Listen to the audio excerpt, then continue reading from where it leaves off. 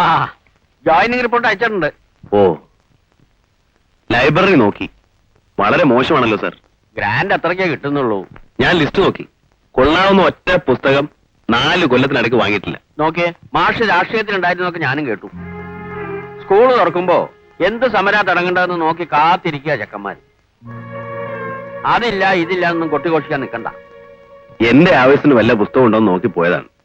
പിന്നെ സമരം ചെയ്തും ചെയ്യിപ്പിച്ചും മടുത്ത് മതിയാക്കി വന്നതാണ് സാർ വീണ്ടും മതേര പണിക്ക്.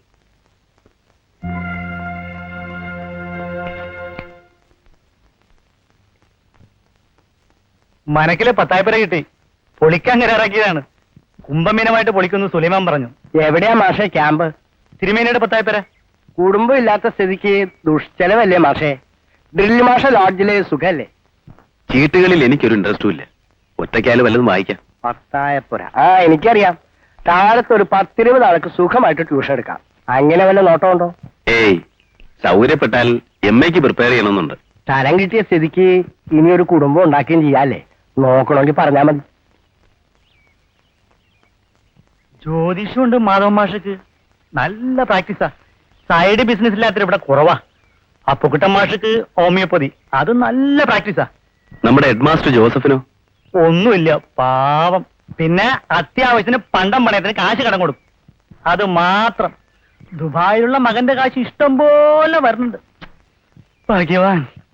ആ, വല്ലതും വെച്ചുണ്ടാക്കാൻ രാവിലെയും രാത്രി മതി. ഉച്ചയ്ക്ക് ഹോട്ടലുണ്ടല്ലോ. ആരെയാ കിട്ടുക കൃഷ്ണൻകുട്ടി? ചെക്കന്മാരുണ്ട്, ശരിയാക്കാം. ഉം. പിന്നെ മാഷേ, പഴയ ചങ്ങാതിമാരൊക്കെ മന്ത്രിയോ MLA ആയി തിരുവനന്തപുരത്ത് ഉണ്ടാവുമല്ലോ. ചിലരൊക്കെ ഉണ്ട്. തിരുവനന്തപുരത്ത് നിന്ന് കാര്യം സാധിച്ചു കൊടുക്കുന്ന ഒരു ലൈൻ തുടങ്ങിയാലോ മാഷേ? കൊള്ളാം. കൃഷ്ണൻകുട്ടിയുടെ ആലോചന കൊള്ളാം.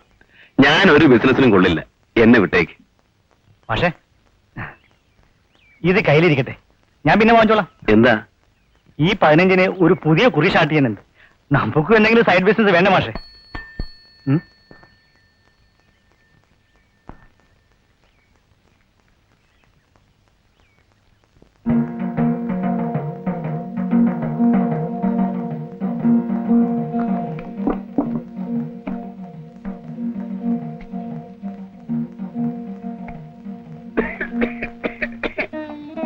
വലിയ എമ്പുതിരിയാണ്. ഞാൻ അങ്ങോട്ട് വന്ന് കാണാൻ നിൽക്കായിരുന്നു. വഴക്കുണ്ട്. 99 വെള്ളപ്പൊക്കത്തിന് മുമ്പുണ്ടാക്കിയതാ. വലിയ ഉപകാരം. പഴയ കുട്ടിയറയില് അത്യാവശ്യം വെപ്പൊക്കെ ആവാം. നാട്ടിലുള്ളതൊന്നും വേണ്ടാന്നുണ്ട്. അല്ല, അകാലുള്ളവർക്ക് അത് ഇഷ്ടാവില്ല. ഞാൻ ആഹാരം അധികവും പുറത്തുനിന്നാവും. അല്ല, ഒന്നും ഉണ്ടായിട്ടല്ലേ. ഇപ്പൊ നമ്പുരാരും ആ റൂട്ടൊക്കെ പെരുമാറാൻ തുടങ്ങിയിരിക്കണു. ഇനി വാടകയ്ക്കാന്ന് പുറത്ത് പറയണ്ട. അത് കിട്ടുന്നത് വലിയ ഉപകാരം തന്നെ ആട്ടോ, സംശയമില്ല. എന്നാലും പണ്ട് അങ്ങനെ ഒന്നും ഉണ്ടായിട്ടില്ല ചോളൂ. തിരുമേനിയുടെ മക്കളൊക്കെ? ഒരാളെ ഉണ്ടായിരുന്നുള്ളൂ, മരിച്ചു. അയാളുടെ മക്കളിപ്പോ 2 ആളുണ്ട്. പഠിപ്പിക്കുകയൊക്കെ ചെയ്തു. 2ഉം 10 പാസ്സാ. പണിയൊന്നുമില്ല. മതം മാറാൻ വകുപ്പുള്ള മാതിരി ജാതി മാറാൻ വല്ല വകുപ്പും ഉണ്ടോ ആവോ? പല ഹരിജനോ ഗിരിജനോ ഒക്കെ ആയി മാറാൻ പറ്റിച്ചാൽ 2 ആളെയും കീഴ്പോട്ടിറക്കാം. എന്താ? നിവൃത്തിയില്ലല്ലോ തിരുമേനി.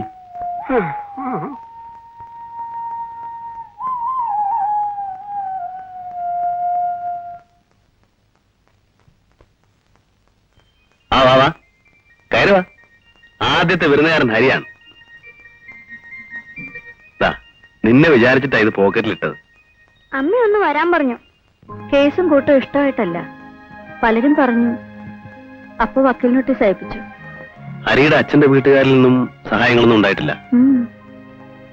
ആക്സിഡന്റിന്റെ പേരിൽ ബസ് കമ്പനിക്കാരെന്തോ തന്നു വെച്ച് കണക്ക് ചോദിക്കാൻ വന്നു അളിയന്മാർ 2 പേരും.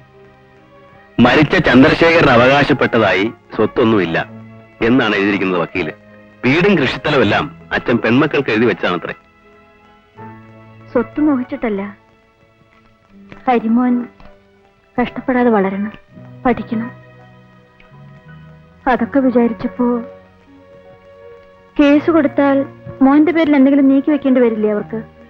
മാഷും കുറെയൊക്കെ നിയമങ്ങൾ പഠിച്ചല്ലേ.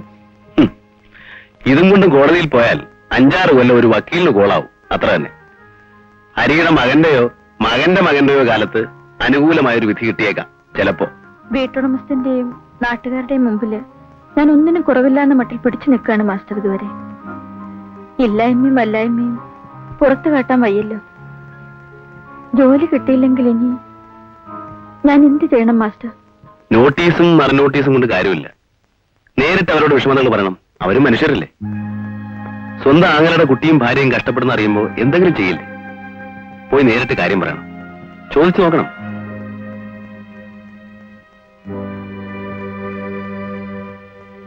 മാസ്റ്ററും കൂടി വന്നെങ്കിൽ പോവാമായിരുന്നു. വരണം, ഒരു ധൈര്യത്തിന്. വിഷമമാവില്ലെങ്കിൽ. ഉം.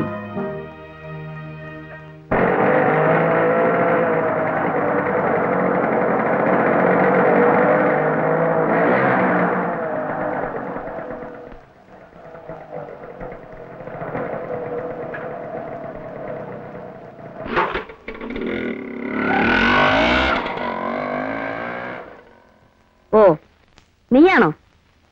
വക്കീൽ നോട്ടീസിന് മറുപടി കിട്ടിയില്ലേ? അയച്ചിരുന്നു. നാനൂറ്റിനില്ലേ ഏട്ടത്തിൽ?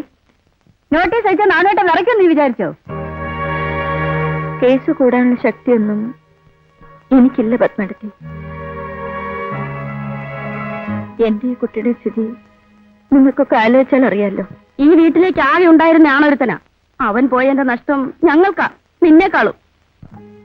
എനിക്കൊന്നും തരണ്ട, ഞാൻ എങ്ങനെയെങ്കിലും കഴിഞ്ഞോളാം. അത് ഞങ്ങൾക്കറിയാം. ഈ കുട്ടിയുടെ കാര്യത്തിൽ നിങ്ങളുടെ സ്വന്തം ആങ്ങളുടെ മോനല്ലേ എന്ന് വിചാരിച്ച് എന്തെങ്കിലും. ചെക്കന്റെ ജാതക പോലെ അത്ര വിശേഷമാ. തന്തയുടെ തലവരസ് കണ്ടില്ലേ? ഓരോന്നിന്റെ തലയിൽ എഴുതിയത് അങ്ങനെയാവും. അതിന് ബാക്കിയുള്ളവർ എന്ത് ചെയ്യാനാ? ഇവിടെ നമ്മളെ കോടതി കയറ്റാൻ പോവല്ലേ? അതല്ലേ കാണേണ്ടത്. ഇവിടുത്തെ ആണുങ്ങൾ ഒരു ഏഷോത്ത് കിട്ടുമ്പോഴേക്ക് വരയ്ക്കണ അമ്പാഴപ്പെണ്ണന്മാരാണെന്ന് വിചാരിച്ചിട്ടുണ്ടാവും. നോക്കൂ, നിങ്ങൾ സാമാന്യ മനുഷ്യരുടെ നിയമം അനുസരിച്ച് നിങ്ങളാരാ? ഒരു മാഷാണ്, ഇവരുടെ സഹായത്തിന് വന്നതാണ്. നിനക്ക് സഹായത്തിന് 100 ആളുണ്ടാവും, പിന്നെന്താ? നിനക്ക് ചെറുപ്പമല്ലേ, വേറെ ആളെ കിട്ടാൻ എന്താ പ്രയാസം?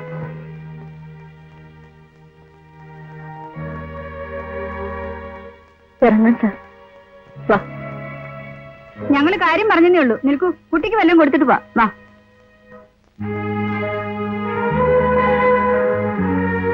കുട്ടികളെ വിഷം കൊടുത്തു കൊല്ലാൻ അമ്പാടി നടക്കുന്ന ശൂർപ്പണകയില്ലേ ചിത്രപുസ്തകത്തില്?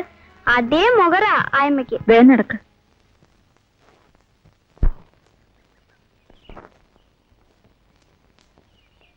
ഞാൻ ഭാസ്കരൻ, ഇവിടെ സ്റ്റേറ്റ് ബാങ്കിൽ. മനസ്സിലായി, പരിചയപ്പെട്ടിട്ടില്ല, എന്നാലും അറിയാം. ഞാൻ UC കോളേജ് പഠിക്കുമ്പോൾ അവിടെ വന്നിട്ടുണ്ട്, ഒരു സ്റ്റുഡൻസ് റാലി പ്രസംഗിക്കാൻ. മാനം മര്യാദക്ക് പിള്ളേർ പഠിക്കുന്ന സ്ഥലങ്ങളിലൊക്കെ കയറി കുഴപ്പമുണ്ടാക്കലായിരുന്നല്ലോ അന്ന് തൊഴില്. ഒരു വീട്ടിൽ കയറാം, അതാണ്. അറിയാം, അപ്പുറത്തിന്റെ ഒരു പഴയ സ്റ്റുഡന്റാ സുനന്ദ. മോനെ ഞാൻ കണ്ടിട്ടുണ്ട്. വരൂ.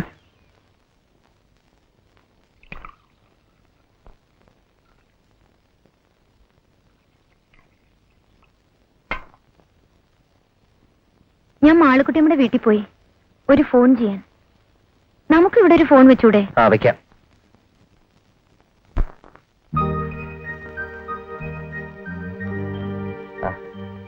ചായ ഇപ്പൊ വേണ്ടിയിരുന്നില്ല.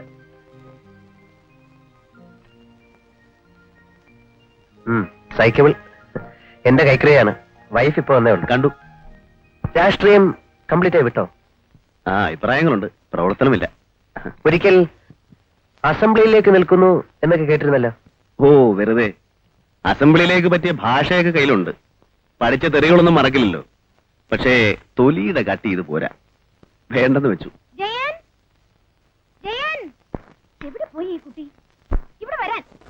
ഇവിടെ ചെറിയ കുട്ടികളെ അയക്കാൻ ഒരു നഴ്സറി ഇല്ല. കിൻഡർ ഗാർഡൻ ടൈപ്പ് സ്കൂൾ തുടങ്ങാൻ ഗവൺമെന്റ് പെർമിഷൻ വേണോ? ഹേയ്, അത് ടൗണിലൊക്കെ വലിയ ബിസിനസ് അല്ലേ ഇപ്പോ. എന്താ ഫീസ്? വീട്ടിൽ പിള്ളേരുടെ ശല്യം ഒഴിവാക്കാൻ സ്വല്പം ചെലവായാലും സഹിക്കും. അത് മാത്രമല്ല, പിള്ളേര് മമ്മി ഡാഡി എന്നൊക്കെ വിളിക്കുമ്പോ ഇംഗ്ലീഷ് അറിയാൻ പാടില്ലാത്ത തന്തയ്ക്കും തള്ളയ്ക്കും ത്രില്ല്. മുറി ഇംഗ്ലീഷ് കേൾക്കുമ്പോ മുത്തശ്ശനും മുത്തശ്ശിക്കും അതിലേറെ ത്രില്ല്. ഇവിടെ ഞങ്ങളുടെ മകനൊരു പ്രോബ്ലം ആയിരിക്കാണ്. നല്ല ജോലിക്കാരില്ല, വൈഫ് ആകെ വറീഡാണ്. ധാരാളം വായിക്കുമല്ലേ? വേറെ എന്ത് ചെയ്യാൻ? നിൽക്കൂ, നോക്കൂ വിജയം, ഞാൻ വൈഫിനെ ഇൻട്രൊഡ്യൂസ് ചെയ്തില്ലല്ലോ.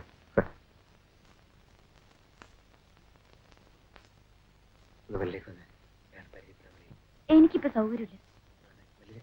പിന്നല്ലാതെ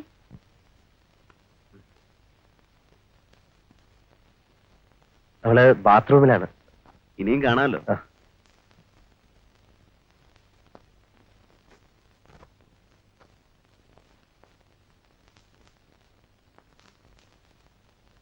അപ്പൊ കാണാം.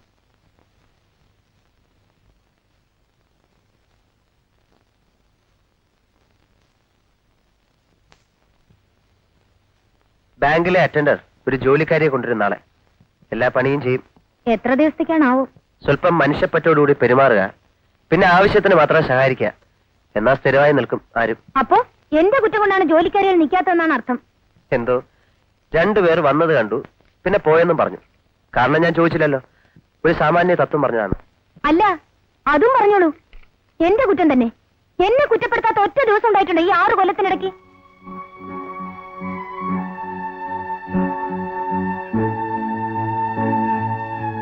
സാരല്ല, ഞാൻ എല്ലാം പേറിക്കോളാം. പക്ഷെ ജയക്കുട്ടിന്റെ കാര്യം ഓർക്കുമ്പോഴാണ് വിഷമം. അവന് ഊട്ടിയിലോ ഏർക്കാട്ടിലോ ആക്കിക്കൂടെന്ന് ചോദിച്ചു അമ്മ. കുഴപ്പമില്ല, നല്ലത്. ഊട്ടിയിലോ ഏർക്കാട്ടിലോ പഠിപ്പിക്കാൻ മാസം 1000-1500 രൂപ വരും. എനിക്കറിയാം. അതിന്റെ അമ്മ അയച്ചു തരൂ.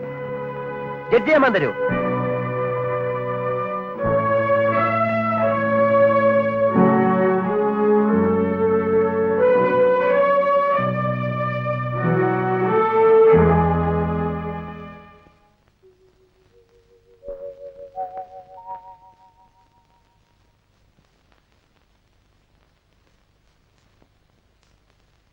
പരിചയമില്ലാത്തവർക്ക് നാട്ടുംപുറം ആദ്യം കുറെ ബോറായി തോന്നും, പിന്നെ ശരിയാവും. മറ്റ് സ്ത്രീകളുമായി കുറെ അടുത്ത് മൂവ് ചെയ്ത് നോക്കണം. പഠിപ്പും സൗകര്യമുള്ള പലരും ഉണ്ടല്ലോ. നിങ്ങൾ കുറെ പേർ ചേർന്ന് എന്തെങ്കിലും ആക്ടിവിറ്റീസ് നടത്തണം. ഇവിടെ എന്തൊക്കെ ചെയ്യാം? വിജയം സ്വല്പം ഇനിഷ്യേറ്റീവ് എടുക്കണം. കോളേജിലൊക്കെ ആക്റ്റീവ് ആയിരുന്നില്ലേ? ഒരു കമ്മിറ്റി ഉണ്ടാക്കി നല്ലൊരു ഇംഗ്ലീഷ് മീഡിയം നഴ്സറി തുടങ്ങാം. ജയക്കുട്ടിന് പഠിക്കാൻ വേറെയും കുട്ടികളില്ലേ? എന്താ കുഴപ്പം? ഏയ്, ഒന്നുമില്ല. ആരുടെങ്കിലും കയ്യോ കാലോ പിടിച്ച് ആളും മനുഷ്യരുള്ള വല്ല സ്ഥലത്തേക്ക് ഒരു മാറ്റം വാങ്ങോ. എനിക്ക് വേറൊന്നും വേണ്ട. വയ്യ. ആരുടെയും കൈയും കാലും പിടിക്കാതെ കഴിയണമെന്ന് ആഗ്രഹം. വളരെ കഷ്ടപ്പെട്ട് പഠിച്ച കാലത്തും ആരുടെയും കൈയും കാലും പിടിച്ചിട്ടില്ല. ടെസ്റ്റ് എഴുതി കിട്ടി. വേണ്ട, തുടങ്ങണ്ട പുരാണം പറയാൻ. അല്ല, നീ കേൾക്കണം. വലിയ വീട്ടിൽ നിന്ന് ഒരു പെണ്ണെ കിട്ടാനും ഞാൻ കാല് പിടിച്ചിട്ടില്ല. അത് മനസ്സിലാക്കണം. ഡിസ്ട്രിക്ട് ജഡ്ജിയുടെ ദല്ലാളന്മാർ വന്ന് എന്റെ കാല് പിടിക്കുകയും ചെയ്തത്. എന്റെ അച്ഛൻ ഇത് കേട്ടാൽ, അച്ഛന്റെ മുമ്പില് നിങ്ങളുടെ വീട്ടുകാർ വരുമ്പോ വിറയ്ക്കും. അവര് വരില്ലല്ലോ. തൂക്കാൻ അധികാരമുള്ള ആളാവുമ്പോൾ കള്ളന്മാരും പുള്ളികളും അല്ലേ വിറക്കേണ്ട കാര്യമുള്ളൂ. എന്റെ കഴുത്തിലും പുള്ളി ഒരു കയറിട്ടതായിരുന്നു എന്ന് മനസ്സിലാവാൻ സ്വല്പം വൈകി.